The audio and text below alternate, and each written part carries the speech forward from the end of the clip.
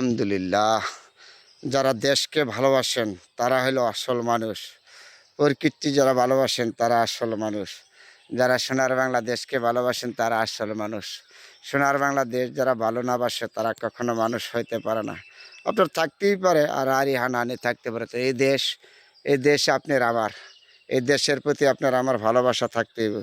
দেশের প্রতি যদি ভালোবাসা না থাকে তাহলে কখনো আপনি কিন্তু অর্জন করতে পারবেন না। আপনি একজন মানুষ হিসাবে দেশের প্রতি সবার ভালোবাসা থাকতে হবে। তারপরে বন্ধুরা আপনাদের সাথে শেয়ার করেছি, দেখেন তো কত না সুন্দর এই সবুজ শ্যামল সোনার বাংলাদেশ। এখান থেকে আমাদের সম্পূর্ণ সৃষ্টি হয়েছে। আপনি যত বড় ম্যাজিস্ট্রেট হন, উকিল হন, জজ হন, তাতে বড় কথা না, কিন্তু সবচেয়ে বড় কথা হলো আপনি এই দেশ থেকে জন্ম হয়ে গেছেন। এই দেশ আপনার জন্মভূমি দেশ। এই দেশের প্রতি আপনার ভালোবাসা থাকতে হবে, মায়া থাকতে হবে। না থাকলে আপনি কখনো কোনো অর্জন করতে পারবেন না। অর্জন করতে গেলে দেশের প্রতি, দেশের মানুষের প্রতি আপনার ভালোবাসা থাকতে হবে। হানাহানি কাটাকাটি এগুলিতে দূরে থাকতে হবে।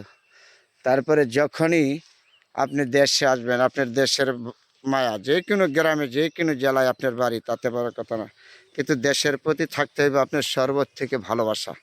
না থাকলে হবে না। দেখেন কত সুন্দর, যেই দিকে তাকাবেন এইদিকে আপনার এত সুন্দর সবুজ শ্যামল এই সোনার বাংলাদেশ নিয়ে আমরা গর্ব। আমি অনেক রাষ্ট্রতে গিয়েছি, দেশ এত সুন্দর দেশ, এত সুন্দর মানুষ কোনো রাষ্ট্রের মধ্যে নেই।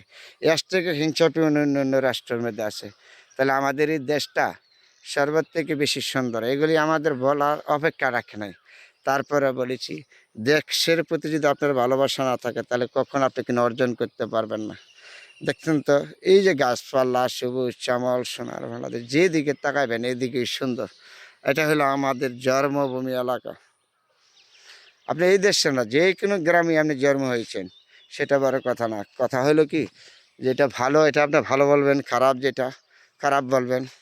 দেশের প্রতি যদি আপনার মায়া না থাকে, ভালোবাসা না থাকে, কখনো অর্জন করতে পারবেন না। আমরা তো সাধারণ মানুষ, সাধারণ মানুষ হিসাবে আমাদের জীবনযাপন করতে যা লাগে সর্বত্র হলে থাকতে হবে ভালোবাসা।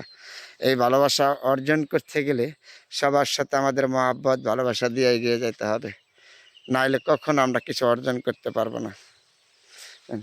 এটা হলো সর্বত্র বড় কথা। কথা দেখলে মনটা ভরে যায়। আসলে ওই যে পাখিরা উড়াল পারতাছে, আবার এই যে দূরে দেখেন না, এগুলি হলো বাড়িঘর। বাড়িঘর এগুলি হলো ফসল, ধানের জমি।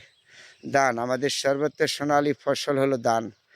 ধানের বাম্পার ফলন হয়েছে ইনশাল্লাহ। এবার ধানের বাম্পার ফলন হয়ে গেছে। আল্লাহ পাক রব্বুল আলামিন কত বড় নেয়ামত দিয়েছে। তার 15-20 দিন পরে ধানগুলি কাটা হবে। কৃষকটা পরিশ্রম করে ধানগুলি ঘরে উঠাবে। ছেলে মেয়েদের নিয়ে কত কষ্ট করে যে তৈরি করে এগুলি ওরা। আর আমরা হয়তো দূরে থেকে বলতে পারি, কিন্তু যারা কাজকর্ম করে তৈরি করে তারা হলো জানে। তারপরে যেই দিকে তাকাবেন এই দিকেই তো এত সুন্দর, তার গুণগান বইলা শেষ করা যাবে না। আর আপনাদের সাথে শেয়ার করলাম বন্ধুরা, দেখেন কত না সুন্দর আমার সোনার বাংলাদেশ। আমি তোমায় ভালোবাসি, তোমার প্রাণে আমার প্রাণে চিরদিন বাজায় বাসি। এগুলি হলো কলা গাছ। হ্যাঁ, শেষ করা যাবে না গ্রামের অবদান। তারপর আপনাদের সাথে সময়ের সময় একটু শেয়ার করি ভালো মন্দ।